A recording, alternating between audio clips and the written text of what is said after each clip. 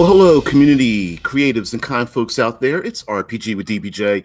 Today is Wednesday, hump day for blow off week. Thank you for joining me. We're just going to get right on into it. Oh, let me do a little preamble so everyone can get into the live chat. This weekend, November 3rd, will be the 24-hour online convention, Con Plus One. Check it out. It's in the doobly-doo down below in the video. All the details are there. I'm running a panel on cinematic environs, and it'll just be a little more detail and basically everything that my passion, I specialize in, what I help write for. Contributing writer for Critical Hit Publishing. My baby are the cinematic environments. That's like my thing, like that third pillar of gaming, exploration, and all that kind of stuff. So anyway, join me there. No, it's just Saturday. This is blow off week. Don't get it confused. I was just telling people what's coming up this Saturday. And I'm also working on doing some shorter videos, none of them live or anything, just to supplement what's going on in the channel. If you guys get notifications, you'll probably get those notifications pretty soon. They're going to start next week, probably. I'm getting a queue of them ready. It's going to be called Verbal Components, and they'll be like 5 to 10 minutes long, not very long. yeah. Thanks, Scott. Yeah, it was Scott Poe in the chat says, "Can't wait." Yeah. But yeah, it'll probably just be me. It's the same time, 6 a.m. Eastern Standard Time here, where I'm at. I know daylight savings time or whatever they call it is starting to roll through other places. So sorry if it throws everybody off, but we can't help it. It's just a thing. Well, let me start out. Yesterday, a lot of things were brought up yesterday, whether it was like the contrary players who purposefully don't want to grab onto plot points, spotlight hogs, all those kind of activities, that the behavior that just annoys the hell out of you when players do it. And I don't know where it comes from. Like, if you're going to join in a game and purposefully not grab onto the plot hooks, the game master comes to the table and says, "Hey, I've got this adventure where you're going to go into the Underdark," and a player's like, "No, I'd rather start a business." It's like, what other DM do you see hanging around that's going to run the game for you? Debman the Storyteller says, daylight savings time starts on Sunday in the US. Yeah. For us, but daylight savings time, I think, has already started across the pond, if I'm not mistaken. Yeah. Alex, he says, yeah, nay for a DST. Yeah, daylight savings time. It's like it's annoying. It's like twice a year we've got to go through this whole process of spring forward, fall back, and change the times and all. It's like whatever. But yeah, and I work outside, so and of course I work in a business where they don't take into account that the sun goes down, but we work still till 8 o'clock at night anyway. So it's like, hey, I'll be working 3 hours in the dark, and you think am I supposed to have night vision? Yeah, ours is this Sunday. And Vincent says he's Germany. He says we already had it on Sunday, so we're like a week out. And if you actually take a look at the history of daylight savings time, it's never been the same. It has never started or ended at the exact same time. Political leaders have moved it around quite a bit, and of course it's just whatever. Foolish Kiwi says, "I'm free tomorrow if you want someone to join you. By the way, I was free today, but I work today, so my after work cocktails are piloting tonight." Yeah. Oh yeah. You can join on in tomorrow. That's the whole point. I thought I'd do something different. Let people join in. I get to hear voices and see faces, and I mean, as long as you agree to be on camera, that's cool with me. Or have your voice heard or something. Yeah, why the hell not? Alex says, "Wow, it takes a week." No. It's different places observe daylight savings time in different ways. Some of them don't change. Like throughout the U.S., there are places that don't change, and there's even states that have like split times and stuff. It's just ridiculous. It that's just bizarre. Oh man, it was even a TV commercial. I'm in Ohio, and it was a TV commercial about kids in Indiana going across the time zone to buy sneakers because the store opened up early across the time zone, and then they went back across the time zone to be at school with the new sneakers or something. And that was how they did the commercial, playing with the advertisers were poking and playing with the time zone situation. Yeah, we could go down a rabbit hole with that with Tesla Ranger. Tesla Ranger says everyone should use Zulu time. Yeah, yeah. And Vincent says, okay, we just all use world time, which for some reason when you tell people that, like, we should all be on a universal time, people were like, well, I'm not going to go to work at 3 o'clock in the morning. It's like, it's not everyone in the world getting up and going to work at the exact same time. It is everyone around the world using the same time period. You would just wake up and perform whatever functions you do during the time period that is most appropriate for you to be acting. So if it's daylight in your side of the world, the actual registry of the time might be different, but you're still acting. You're going to work for 8 hours, coming back home, you're going to movies, you're going to buy things. Yeah. Yeah, Vincent says it would be confusing as hell. It's already confusing. I mean, it's like it's like moving my cheese, right? Don't move my cheese. It's like, yeah, it's already confusing now. Doing something else that's confusing is just using a different muscle memory. People get used to it. It's just like working out the calendar with leap years and saving time and all that kind, like adjusting a calendar because of the Earth's rotation and stuff like that. People got used to it. Whatever. Foolish Keyway says, I already work at 3 a.m. A lot. Universal time might help me out measurement wise. It says, but maybe it would make things easier in a globalized world. That's what I'm talking about, as far as a globalized world where my 6 a.m. time would probably change to 4 minus. So that would be 4. See, I'm GM minus 4. So that would be, I don't know, whatever. I guess that would be 8 o'clock. It wouldn't be 8. That would be 2000, something like that. Anyway, why am I doing that in my head while we're on this thing? Vincent says, yeah, but maybe it would make things easier in a globalized world once we're adjusted to it. Exactly. Alexis has how about the month-long midnight sun or darkness? But that doesn't have anything to do with time. The time would still be the same, but great places to have I'm surprised that movie 30 Days of Night hadn't come out sooner. I mean, that just makes perfect sense for vampires and stuff. RP Gamer says 10 a.m. UTC. Yeah. RP, what's up, man? What's going on? I haven't heard from you a while. I know you're going through the little things, but glad to have you back. But yeah, let's get back on topic about the things that just kind of annoy us. Sorry you haven't been here in a while. That's fine, RP. Your presence is always welcome. One of the things that this, like I said, we were just going to talk about all of our pet peeves, all the slight things, whatever. And this is one thing that kind of annoys me, and I'm not sure exactly why. So maybe you guys could help me out a little bit, but we all know that many role-playing games, you open them up, right?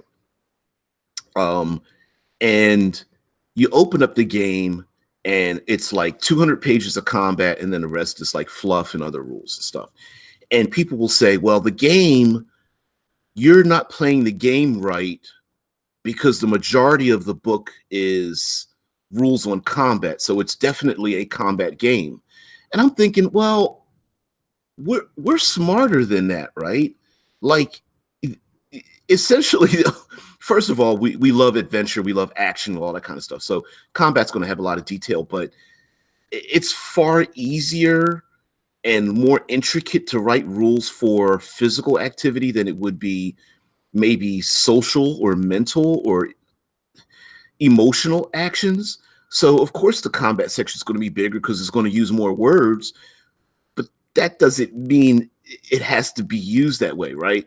Like if someone takes a wrench and uses that as a hammer, sure you might be like annoyed, like, oh, I'm a carpenter, don't use a wrench as a hammer. But if it's perfectly serviceable for the other person, then what's it matter to you? Like just because Dungeons and Dragons is a combat game doesn't mean that that end stop it's only combat and that's it.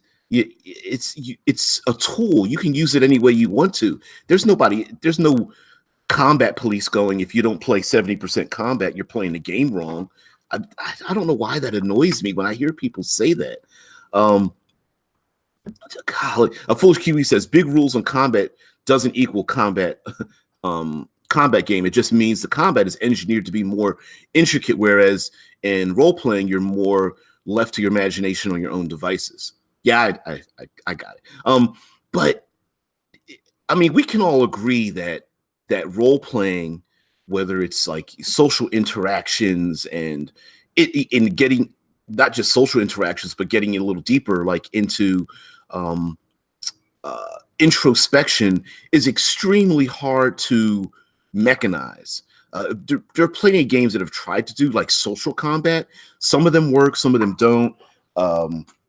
I haven't heard of too many that are that I've heard that have risen above to a level where people appreciate it, right? Because there's so many nuances when it comes to social interaction. The typical, I want to talk to the guard to get into the city gate. I want to persuade him. I want to threaten him. I want to seduce him. I'm going to use deception or something like that. I mean, and then the other variables are, is the guard subject to bribery? Is the guard hard-nosed? Is the guard tired? Will the guard be punished for letting you in? Does the guard even care? Is there another guard standing next to him that's a supervisor that's, watching him do things? Like, there's so many intricacies involved in it that, social interactions, having as many baubles to move, mechanized things, the gears that mesh together, is very difficult. So it's never going to be as massive as a combat section. Vincent says, actually it does. Rules from inform gameplay. So on average, games with more combat rules are combat heavy. Does this mean every group using these rules is combat heavy? No, but most are. I mean, in general, of course, we want to live it's imagination, right? 99% of us are not Navy SEALs or special forces going into, combat situations on a this is what I get paid to do kind of basis. But on the other hand, combat, like any kind of martial experience, whether it's like fencing or judo or boxing or something like that, are physical things that we can mechanize. So someone getting punched might be different than a kick, which might be different than a sword. But when it comes to verbal interactions, it's like, if I threaten their life, is that different than threatening their loved ones? Is it different than I don't know, wearing an outfit and deceiving them versus trying to bribe them? I mean, I think there are nuances in the variables in social interactions that it's kind of like, well, there's no real reason to even get into it. Whereas in combat, there are minutia because we have empirical evidence to support it. Socially, we don't have empirical evidence. People, I can try to sell you a car and it would be impossible for me to sell you that car, right? Because no matter how persuasive I am, if you can't afford the car, there's nothing I can say to inform that. Yet, we do have rules for it, right? You know what I'm saying? Or maybe I'm just not making it clear, but that's just my own pet peeve. Uh, um, yeah, RP says, I think people like that fall under the category of this is how I play, so everyone must. I get that. Yeah, that we do have those. Vince says, yeah, we talked about this already, DBJ. You need to make a whole session about like social, like the combat versus social versus even like in Wraith, there's kind of like an introspection mechanic kind of thing going on there too, with having someone else playing your shadow and stuff. It's interesting. It's not for everybody, but again, you take there's a thick ass book, you take a look at it, and there's a big giant combat section in it too. You know what I mean? RP says RP Gamer says also many systems actively tell you to ignore rules you don't want to use or to change them. Which side note, I always think it's funny when rules lawyers try to bring out the rules, but they never bring out that rule. A foolish QA, he says, I personally feel like mechanics are better left to the more liberal mechanical physics, and social shouldn't be restricted by it much, which I tend to agree with, right? But that tends to mean that social is like, well, here are some general rules, and then you guys figure it out, versus you very rarely see, here's some general rules for combat, you guys figure it out, right? Vincent says, goes on to say rules for interaction, that is. Right, yeah. Oh, yeah, absolutely. We could do a whole session on that. It's already in the hopper.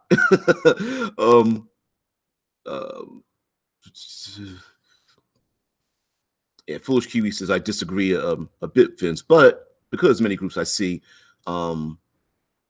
rules on the fly in favor of flow or fun. A lot of us do that, and I think even that gets a bad rap when people say, they use a rule or they ignore a rule or something like that. That's a whole nother subject, which we'll definitely dive into today. Vince says the problem is that interactions are much more complex than most people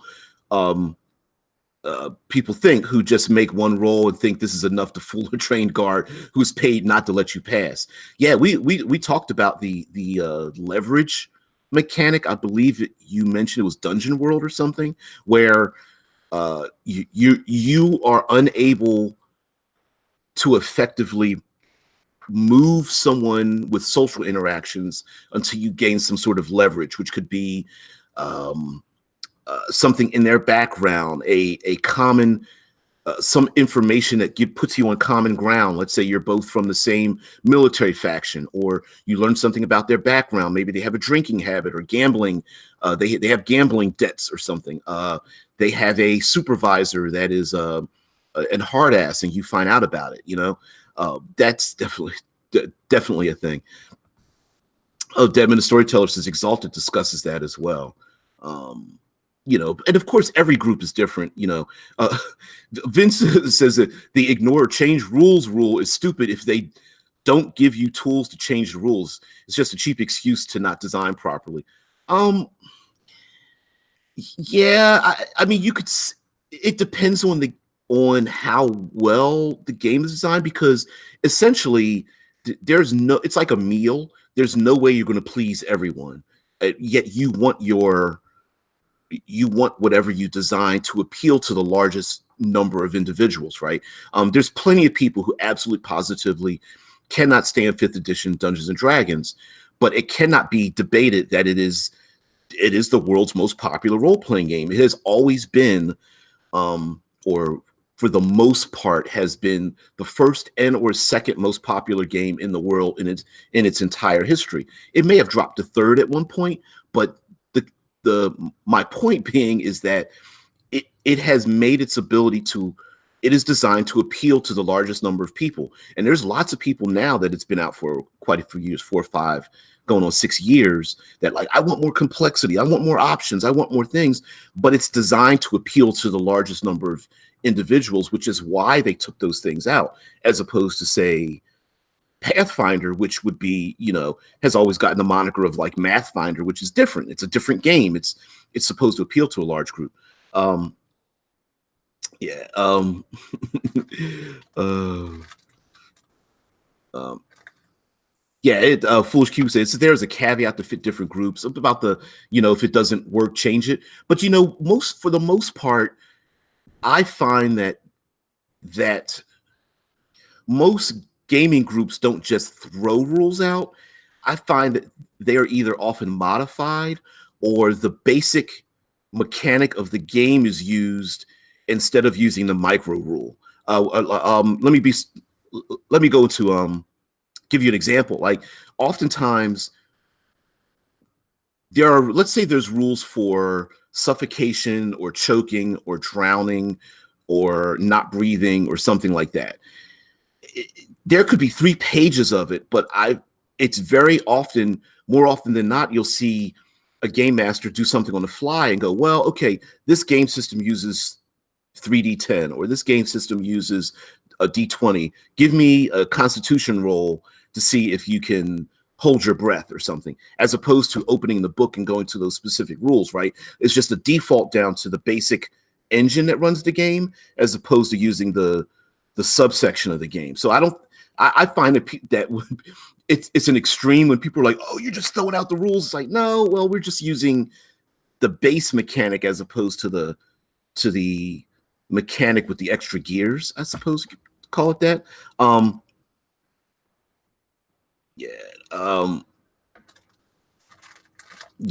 Vince says you guys are talking about game design and the if you don't like it, change it thing that you put in the book. I mean, hell, if you didn't put it in a book, it's still there. I mean, we've all done that before, right? We all hack a game. We start reading it, we like it, then we start hacking at it right away. You know what I mean?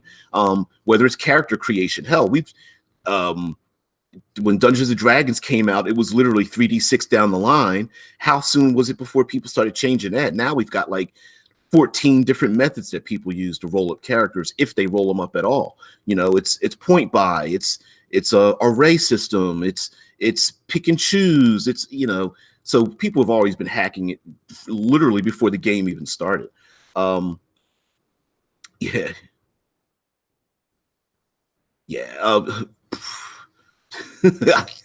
I'm not going into all that. You guys, yeah. Vince says not. I know. Just like you guys talking to chat, Vince says, like it's like someone giving you a radio and tell you have to take it apart to change the channel, but don't give you the knowledge or tools to do so. Some will be able to do it, but not all. Well, see, and here's where I argue the fact that, like, for example, 5th edition has actually given people the rules to change it, and then they still argue. There's a Dungeon Master's Guide, and the Dungeon Master's Guide is literally, here are all the other optional rules you want to use to change the rules you want to change, right? And yet there are people who want to argue that you're not playing by the rules, but it's like, well, what rules did you agree to use? That we've got a book that has optional rules in it. You know what I mean? If just because you don't use it, is that the game designer's fault? I don't think that's the game designer's fault. Yeah.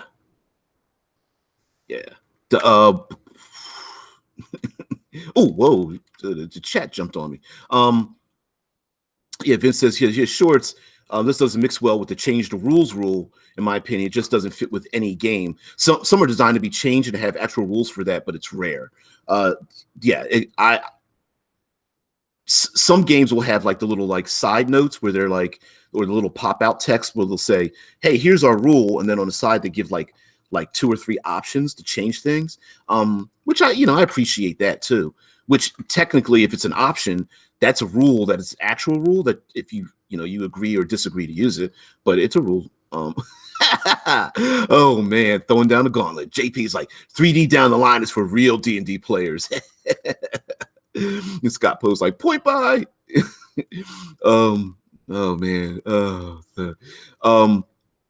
Yeah, it's just that you guys going back and forth about about mods and changing rules and all that kind of stuff. The point is, I mean, if you really think about it, you buy a book. There's game designers. They're essentially just like us. They homebrew everything. Hell, right now, the actual game designers themselves in their Unearthed Arcana articles and at their own tables are hyper hacking their own system. I mean, they put out an Unearthed Arcana about this random initiative where you like for every action you take, you grab a die, like whether it's a D4 or D6 or D8, and that becomes your initiative roll.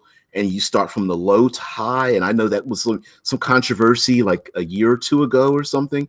I mean, there's always people out there, even the own game designers, that you have to balance. Hey, this is something I want versus this is something that would appeal to the larger masses. Oh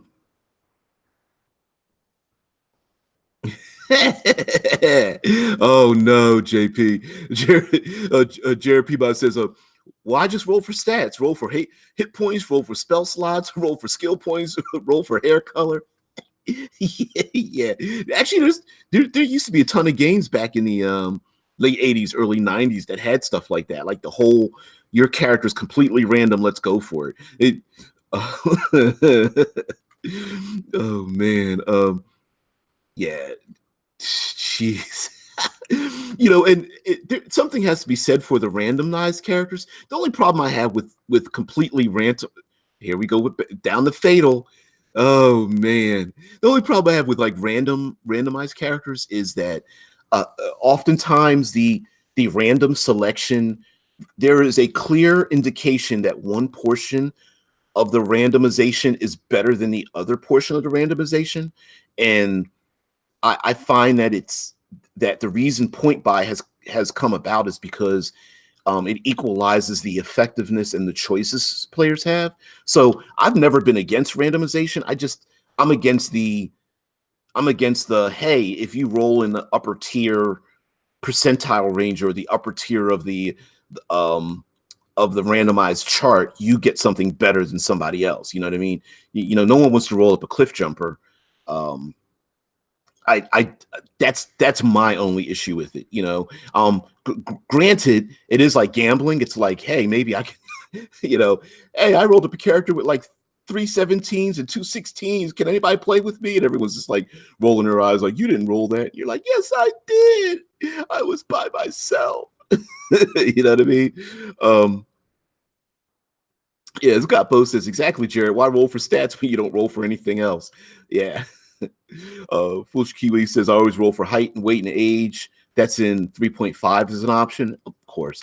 Hell, second edition had that as well in the tucked somewhere randomly in the Dungeon Master's Guide about random height, weight, and age. And there were even modifications for if you were extremely young or extremely old, you got penalties and bonuses on your mental stats or something. It's like if you pass a certain age, your intelligence and wisdom, and I think even your charisma started to creep up while your like constitution and dex and strength started to take a dive. I can't remember exactly what that was, but I know it was in the old Dungeon Master's Guide. Yeah, Alex, he says homebrew stuff been integrated into these official published rule sets. I think you're talking about like the what is it? Xanathar's Guide essentially are homebrew rules that the WotC staff created that went through playtesting and then they eventually put it into a published book. So essentially that's exactly what it is, right? Yeah, Alex continues to says, yeah, it continue to say that game designing originated from homebrew because essentially that's exactly where it came from. I mean, we're no offense to the designers, but we're no better than they are, right? They just happen to be paid to do it, and they also have the largest number of people to play test what it is they created. But I mean, they're no different than the rest of us. So when I see rules lawyers, I'm like, dude, it was just the luck of the draw that you're not working for, or I'm not working for, a big game company or something like that. You know what I mean? And besides, we can all be self-publishers, so in effect, we're all home brewers, and then that means we're all, creators and stuff like that. Foolish Kiwi says, as long as I get to pick the order of my rolled stats and my class and race, I'm happy rolling everything else. See, already modifying the rules. Look at you, breaking the game. Oh man. Oh, but hell, shit. Even the even the hardcore, like 3D6 down the line, the old school stuff versus new school and everything. I mean, we always get always have that. I don't know how that OSR clashing with the new and everything is just a weird mindset. You know what I mean? Like aren't we all just playing role playing games? Like, why is there an OSR style system? You know what I mean? Except, unless they're just referring to rules light and learning how to adjudicate things on the fly, which technically really isn't on the fly. It's just using using the engine, the simplified engine, rather than having to have someone tell you how to use that simplified engine. You know what I mean? It's like Fate. If you play Fate, you know that you can have an aspect that says my character's an elf. There's no book that tells you what an elf is. It's just, yeah, my aspect is I'm an elf, and then we all agree on what an elf is, and then we're done. You know what I mean? That's kind of what bothers people with a game like Fate, or that uses aspects as a modification tool. Yeah, Vince says you can use the rule. You can use the rule all you want. Power to you. I'm just saying the designer was lazy. It depends on the game. I mean, there are some lazy game designers, but I would say that you can go down a rabbit hole by trying to plug all of the extraneous elements in game design, and that in itself is like a rabbit hole that you may or may not want to dive down if you're trying to create something that is appealing to other people.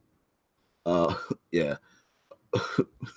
Scott Poe said rules discussions are part of the hobby. We all know that deep down. Hell yeah. Hell yeah. I think the issue here's another thing that's annoying. Us talking about it right now is absolutely positively appropriate, right? That's what we do. We're sharing digital pizza. The bad thing is when we're playing the game, we're 25 minutes into it, you get ready to roll the dice, and I stop the game because I want to start, arguing about the rules. That's where the problem comes in, right? It's, if you agreed to play the game and the game master says, well, hey, just make a con save, and I'm going, no, we need to use the rules for drowning because those are the proper rules, blah, blah, blah, blah, blah. Then I'm wrong because I'm the person that agreed to play, and the game master or the dungeon master is the arbiter of the rules, right? So my thing is, when we're outside the game, we're talking like we are now, whatever. That's the whole point of us doing it. Having rules discussion. But don't be an asshat when you're in the middle of the game and start doing it and ending play. If at the end of it you want to say, hey, I just want to talk to you about something, and say, can we start to use this particular rules because I like this rule set? That's a good thing. But not in the middle of the game. Don't be that person. Don't do that. And that's what we mean by rules lawyers. Oh, and P.S. If you ever notice, rules lawyers never argue to their detriment. Why is that? No one ever says, when a game master says, hey, just make a con save, no one goes, no, but this rule is supposed to have my character die. Can we use that rule instead? You notice no one does that? That's bizarre. Vince says, OSR is a super weird development to me, at least for those players who did not play in the times where those rules used to be normal. Yeah, I don't. Yeah, I mean, I'm. Look, you see the grades. I started playing in '77, right? It's, but am I an old fart that's just like, oh, I'm not changing my rules? No, whatever. I mean, I'll play it. I have absolutely zero problem with playing any rule set. I'm just thinking, like, I don't like I don't plant my flag in the ground and go, you're not going to take my OSR rules away from me. Whatever. That's, I don't tie my identity up with the edition of D&D that I like or don't like. You know what I'm saying? That's bizarre.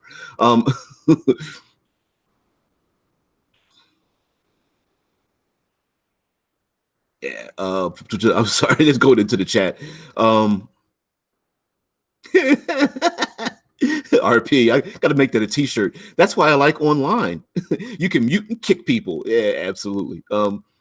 Uh, Vince says templates are technically speaking not design, but I agree it is close. You don't make something new. You just have the ability to make more monsters or things.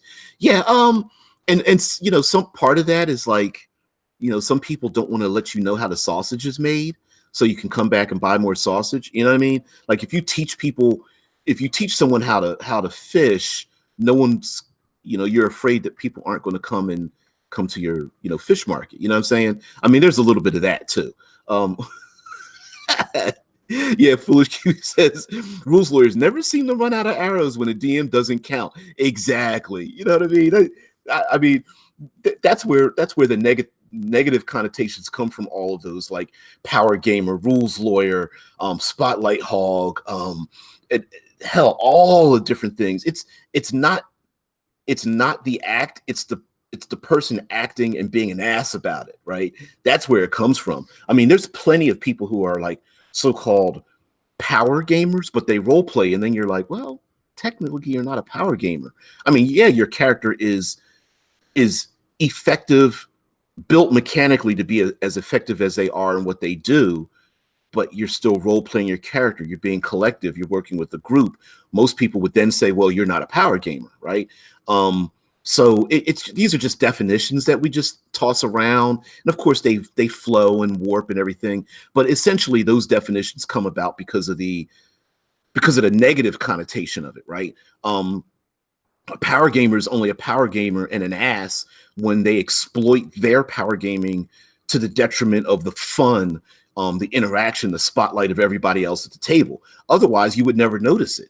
Hey, if your character's I don't know, the pyromancer, and all you're doing is setting things on fire while everyone else is trying to like have conversations or sneak past things or talk to the gods or parlay with the lizard folk, and all you want to do is every time they're in the middle of it, you're lighting people on fire. You're an ass, right? And you are power. You're a power gamed pyromancer. Is the tool in which you are becoming an ass. Then that's what it is, right? It's not the power gaming first.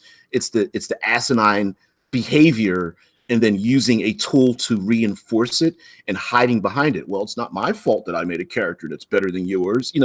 It's whatever.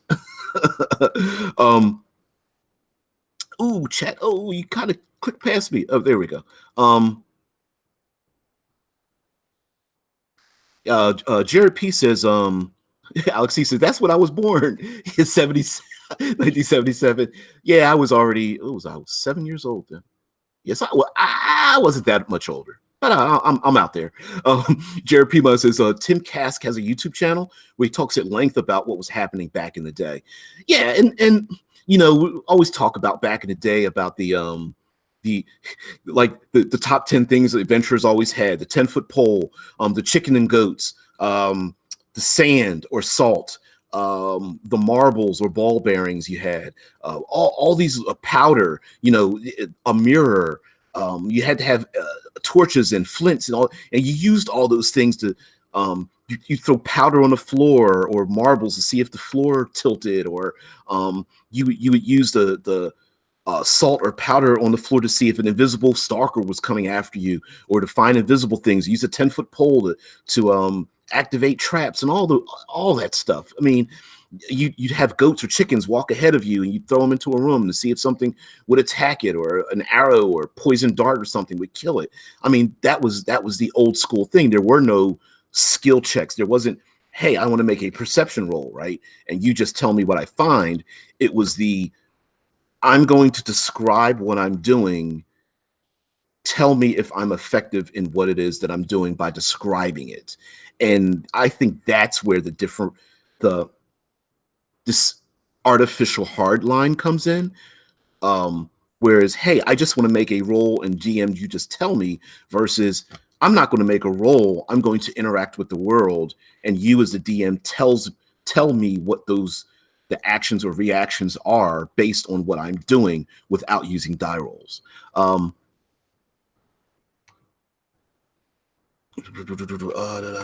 just sorry, just going through let's go back to the chat because you guys are like pop, pop, pop, pop, pop. Oh man. Yeah, see what does. Oh, you guys, Vince and Kiwi going back and forth. There we go. Oh, where we go. Sorry, guys. Sorry. Now I caught up. There we go.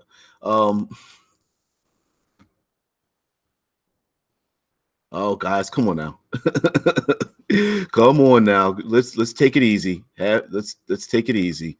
You know, the whole point is that we can have differences. It's just not disagreement doesn't necessarily mean discussion is wrong. It just means that when you approach, let's say you approach a brand new game and you see something that's like you're like that's a weird rule, or using that initiative system is it seems kind of slow to me. That may be very well true, no matter how well designed or badly designed something was, and that may appeal to whether your group. It could appeal to how much time do you have in your life, whether you're playing online or in front of a table matters a lot. There's all kinds of things, so it's not a matter of like Kiwi and Vince going back and forth like it. I mean, sure, you can say that it's I'm sorry, RP. Yeah, it's just like, yeah, okay, we disagree. All right, whatever. Let's move on. You know what I mean? It's just like, I don't think that's a different thing. Right, exactly. Sorry, I'm reading the chat. Okay, so the chat says, the RP Gamer says, in air quotes, disagreement isn't bad. Tell that to my ex. Sorry, RP. I don't mean to laugh at the situation. I'm laughing at the comment. And Alex says everyone has their play style. Foolish Kiwi corrects me. Says, we weren't fighting DBJ. It was a friendly debate because me and Vince are very opposite in a lot of ways. It's a recurring theme. Yeah. You know what? In many ways, like it's one of my other favorite YouTubers, a guy named John Campia, he always says that it's not about me convincing you to think how I feel. It's me explaining my position so that you have a better understanding of your position. Oh, RP says I'm laughing too. It's fine. Okay, I didn't mean any disrespect by it. I just like I like the comment. Yeah, because how many of us have been in relationships and it's just like, hey, whoa, like, isn't that going a little too far? Like, let's pull that back just a little bit. Like, let's not go over the edge. You know what I mean? Jared P says, like, rolling to find a hidden door is really lame because you might as well check every room for a hidden door and just roll it, as opposed to listening to details about stonework or carpet. And see, like me, I fall in the middle, but there are people who like the old grognards, that I fall into, are just like, don't roll to check for hidden doors and traps or something like that. You're supposed to investigate everything. And that was literally dungeon delving. You checked under the carpet. You moved dressers out the way. You moved beds aside. You lifted up you checked at the bottom of the chest after disarming the trap and taking the treasure out. You checked for a hidden bottom. Like, you didn't roll for that. The purpose of it, if you read some of these old modules that had like letter number designations like S2 or B1 and all that kind of stuff, if you read through them, you'll see they will have descriptions in there, and it'll go, if the players check the body of the third guard, they will find that hidden in his boot is a key. Or you'll see things where if the players move the tapestry aside, they will see one of the stones is loose, and if they pull the stone, they will find a gem worth 200 gold pieces or something. Like there were no, it wasn't make a wisdom check or roll a d20 or make a, it was all about role playing the investigation, the exploration, finding things, and there were no roles for it. Now, as things have gone on, they added skill things, and other games have skills and whatnot. But yeah, Alex C says inch by inch checks. Now, as an extreme on that, there was a lot of gotchas, right? It was like, oh, ha ha ha, you went through 20 levels of the dungeon and you never checked under the bed, or you never checked for secret doors in this one room, and blah. And that was the downside to the role playing of that. Like there was a lot of gotchas. You missed the Holy Avenger in the room because you never bothered looking under the orc baby's crib or something stupid like that, right? You never bothered moving the statue out the way, and you're like, how was I supposed to know you were supposed to be able to move the statue out the way? It's like, well, I told you there were scratch marks on the floor. And, the player's like, well, I thought they were scratch marks from a creature or something. Like, well, that was your fault. You missed it. That's where the bad part of the role playing of investigating and exploring came from. So on the other hand, you had skills like here in the chat, it said, RP Gamer says, I've played with people who roll their perception almost every step. And Mike Gould says, DBJ, the action clarifies if a check is required, correct? Not old school, no. There wasn't a check. Although let me take that back.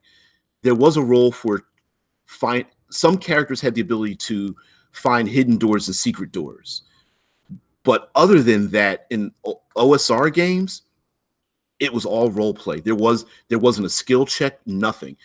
Perception didn't exist, none of that. It was you either checked it or you didn't check it. Period.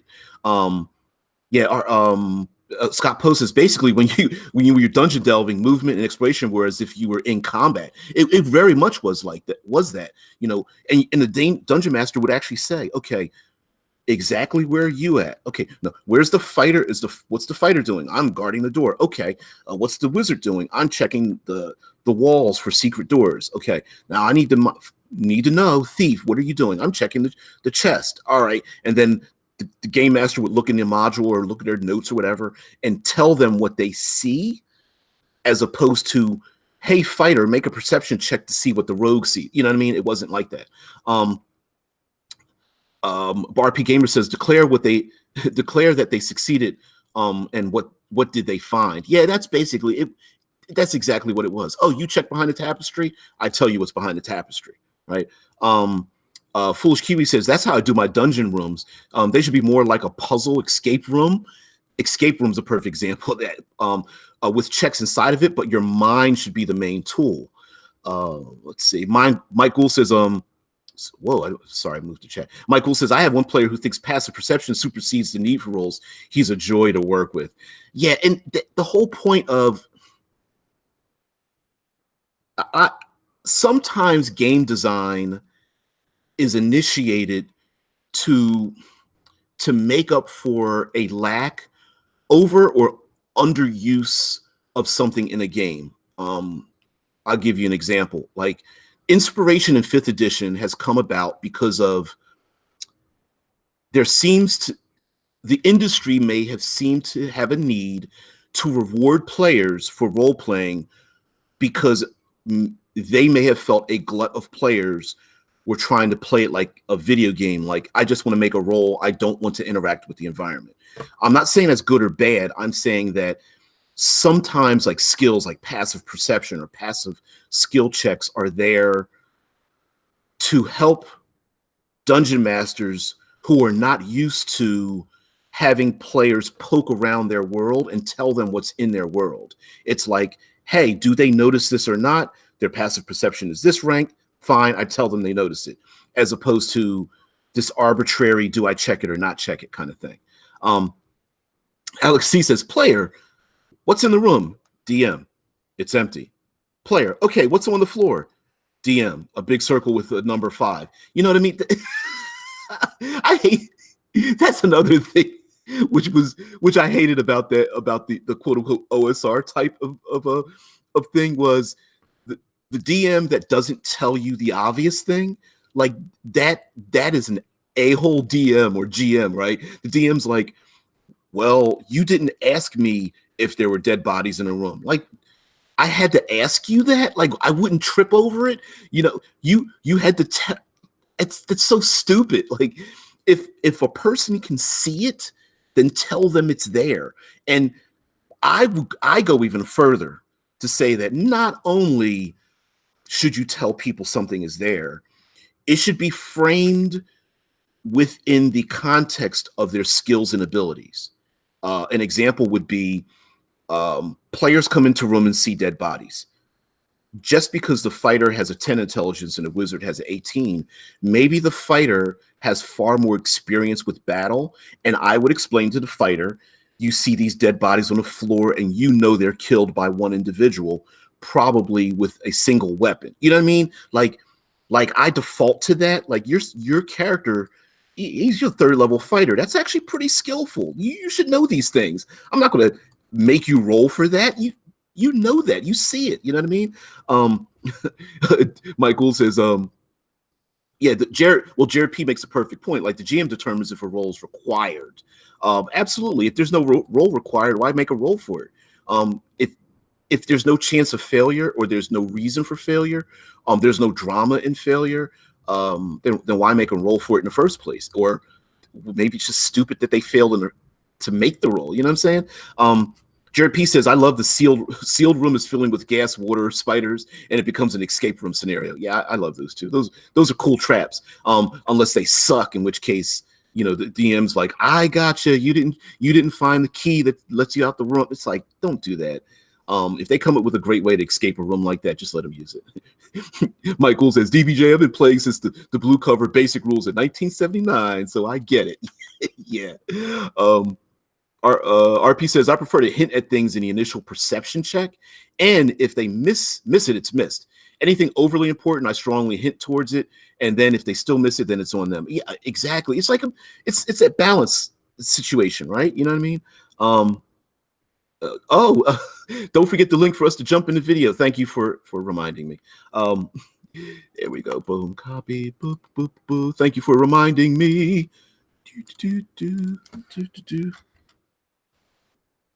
Because I get distracted very easily. But yeah, a lot of times, man, like it's just one of those things where, bam, links in. There we go. Oop, chat disappeared on me yet again. There we go. All right, bam, I'm back. Sorry, guys. Oh man. RP says, I love when players roll their perception, but are specific about what they are doing. Like I'm searching the desk or I'm feeling for the wall for gaps. Absolutely. And then depending, like I default to how high of a roll they get. Like if it's a real low roll, let's give them a little details. If it's a high roll, oh man, you notice this, plus you know how it's built, that kind of thing. Jared P, failure knowledge check of Kobold. It's a dragon. So stupid. Yeah, you missed the dragon in the room. It's so dumb. Tesla Ranger says, I remember a CSI type game show where one team rushed so much they compromised evidence, while the other team was so slow they missed a second body in the room. That's dumb. Oh man. Yeah. But I mean, it happens. But yeah. RP says, I love giving false information. That way they don't know they've failed. So won't try to re-roll anything. Oh man. Yeah, well, false information is actually a good thing, right? Like if you fail a roll or something, you can actually take false information as being true, right? People do that all the time, so that makes a lot of sense. Who's joined me, if I may ask? Okay.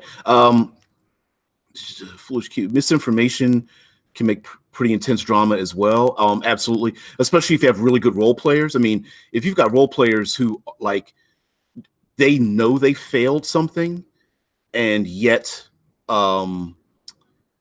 they role play. The player knows that they failed something and is false information, but they play their character as if it's true. You got a good group like that, then it's awesome. all I see is the name Elegant. You might. I'm not sure if you know that we're in a live chat talking about role playing games or something. If you are, sure, join in. If not, whatever.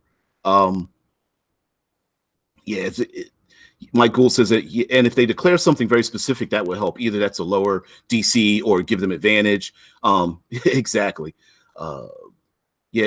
In fact, my RP says, in fact, in my current adventure, um, uh, is a mystery type and actually has misinformation built into it, which is excellent, right? Uh, yeah, absolutely.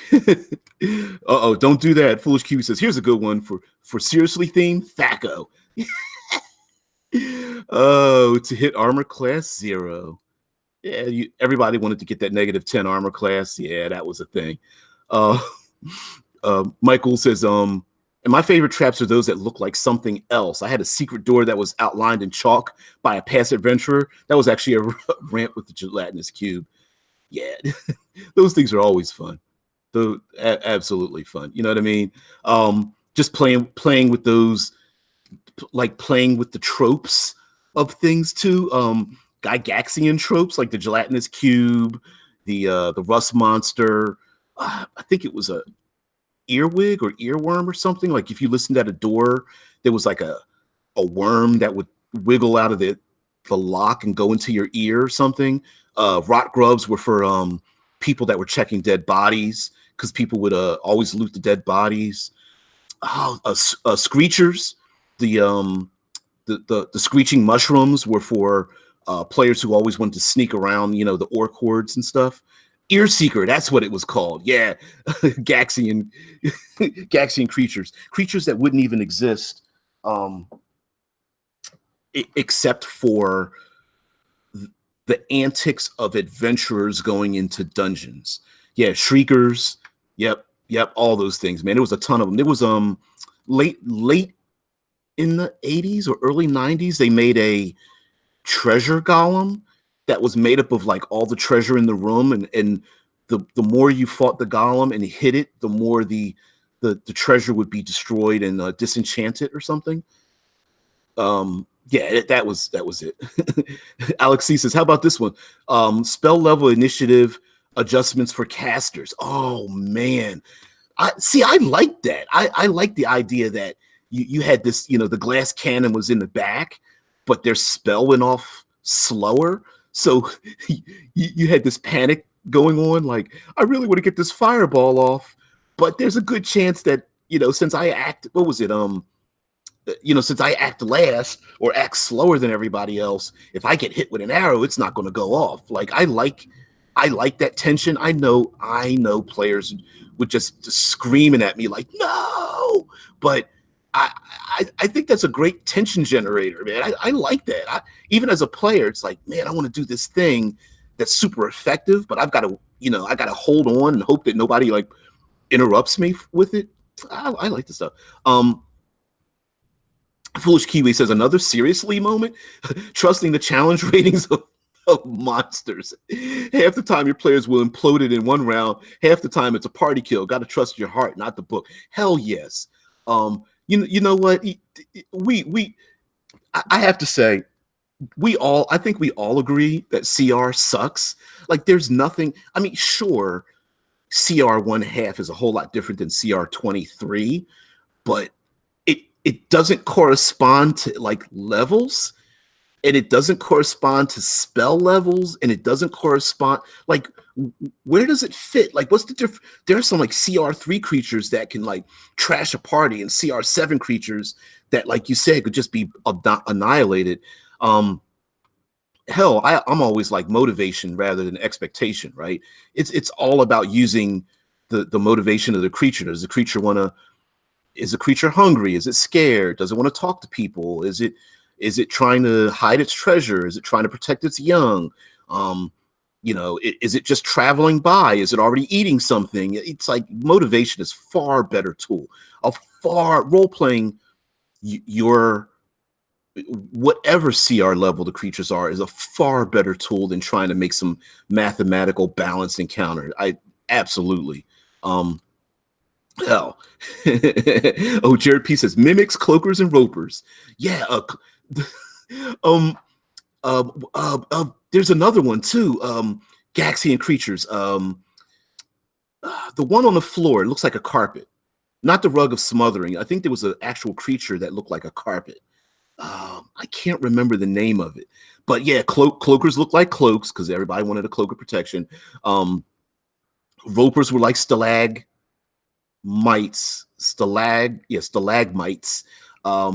Piercers hung from the ceiling. They were like living stalactites. They dropped down on you. Of course, mimicking the chest. I mean, all Trapper.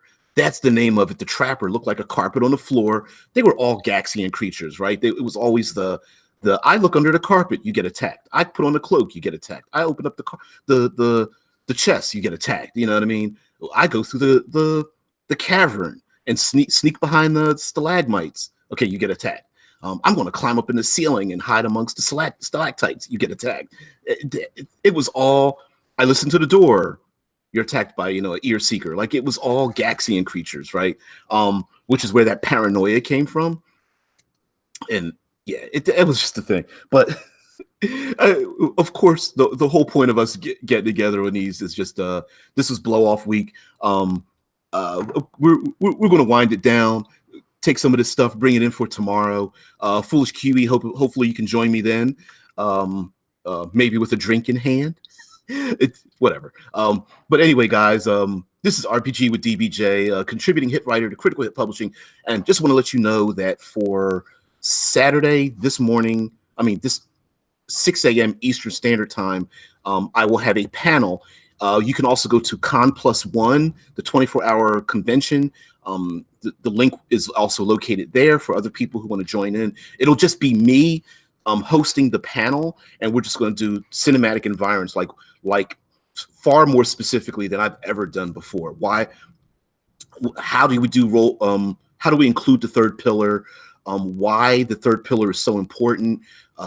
Some of the balance issues in 5th edition Dungeons & Dragons, or actually most of your games, can be handled with the third pillar, and because it's ignored, maybe that's why some of those balance issues are happening.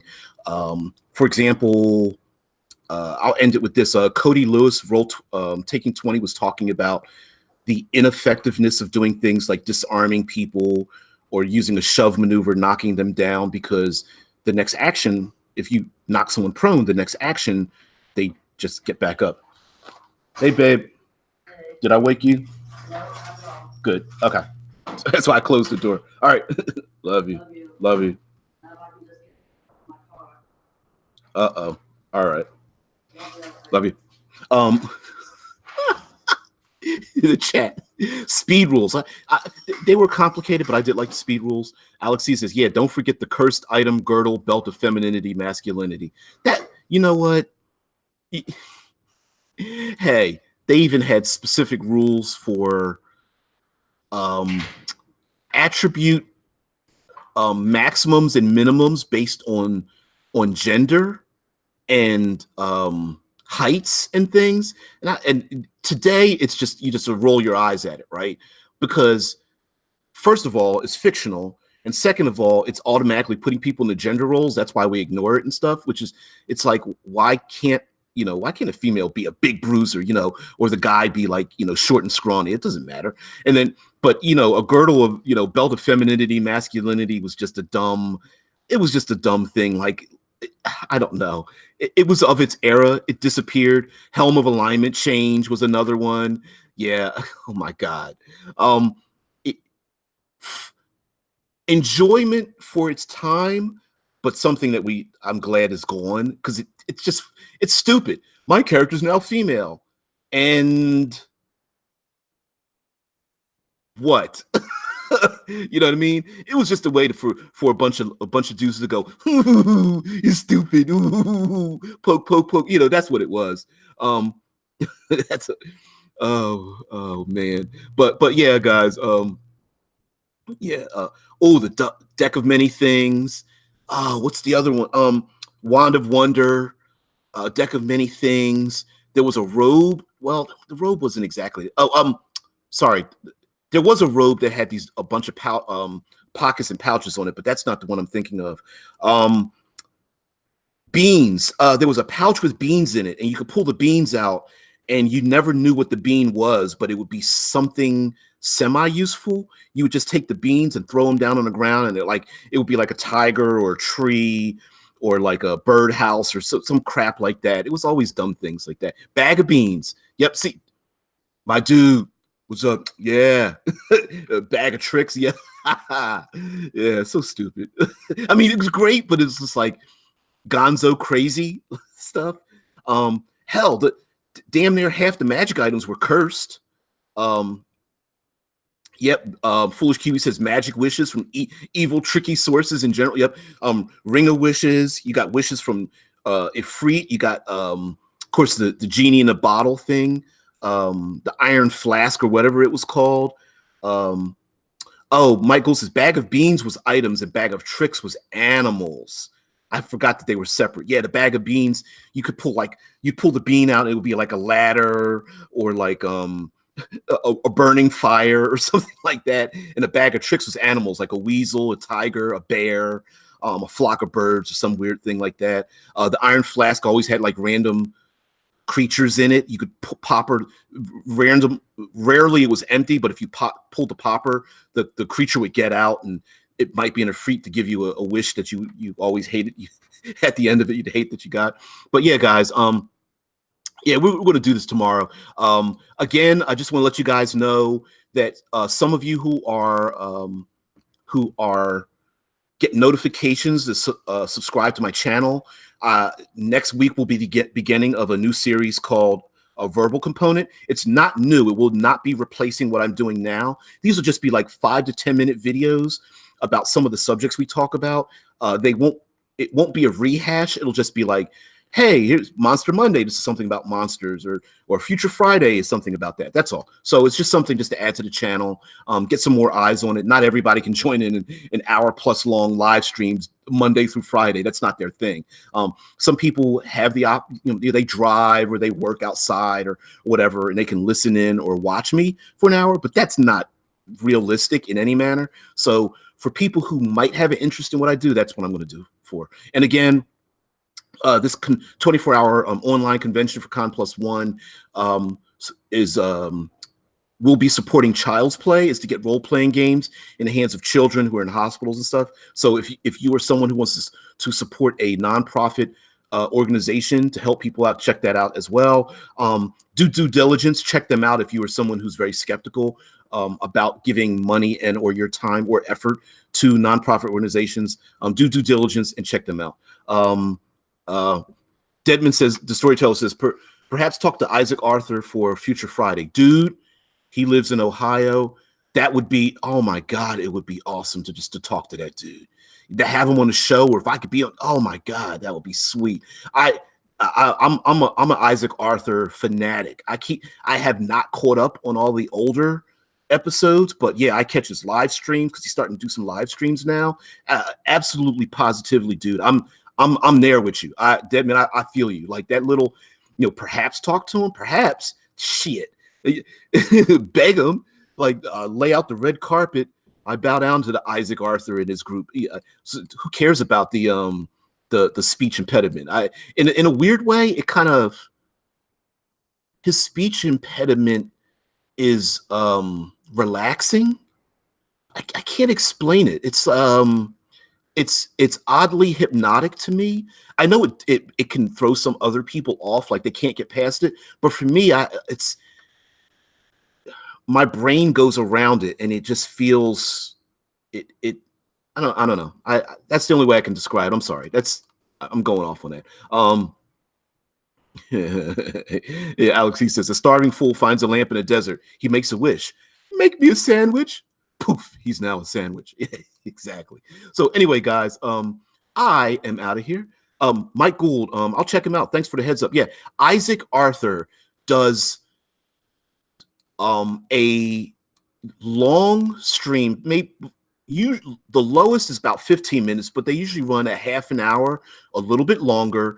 Highly detailed, extremely scientific forms of using science and technology, and always talking about the future. he usually goes a little further than the near future, but absolutely talks about everything from Dyson spheres to mind emulations. To if you have any interest in science and technology and what it means for the future, you got to check out Isaac Arthur. I absolutely positively recommend him, and he doesn't know who the hell I am. But yeah, keep an eye out. Joseph Keenan said he's another Ohio guy too. His stuff is good. Yeah, absolutely. If you're someone who has a lot of time on their hands, you work by yourself, maybe you work in an office, or you have like a long drive or something, download some episodes, or turn on some Isaac Arthur. Or if you're doing some housework or something, or you're cooking some food, just turn on some Isaac Arthur, pick something random, and you'll go down a rabbit hole, dude. Like, his End of Time series and Million Year Arcs, and hell, the whole series on colonizing every planetary body in our solar system, including colonizing the actual sun. It's very interesting. So yeah, check him out. So anyway, guys, hell, I'm popping. I'm giving somebody else pop on my own channel. What the hell ever. It makes sense, right? And he deserves it. So, guys, I will check you guys out. I'll see you tomorrow. And everyone, have a very good day. Thank you for giving me the energy, the positivity, the brain power and whatnot, for me to do this. I'm not a very smart guy. I'm not very professional on camera or mic, and I fumble, I stutter, I use a lot of ums, and not very personable. So it's you guys that make me who I am. So thank you very much. So this will not end. I'm just adding to the channel. So I hope it works out. Just give me when we do the live chat, just give me a couple of pointers. Don't be too harsh, but give me some pointers when it starts next week. But yeah, I hope you guys check that out as well. So guys, have a good one. Alex C, Keenan, Mike, Kiwi, Vince, everybody. Fat Ninja, I know you're out there somewhere. Joseph Keenan, man, dude, I read every one of your comments that you post on my YouTube. I don't get to respond to you, but I see you. So I see you, dude. I see you. So don't worry about it. More TPJ never hurts. Yeah, I'll always be here. Whatever. This is for us. I know I'm up at a bizarre hour for everybody around the world, here in the States and across the pond, but that just means that it's smaller for us. So whatever. So guys, have a good one. See ya.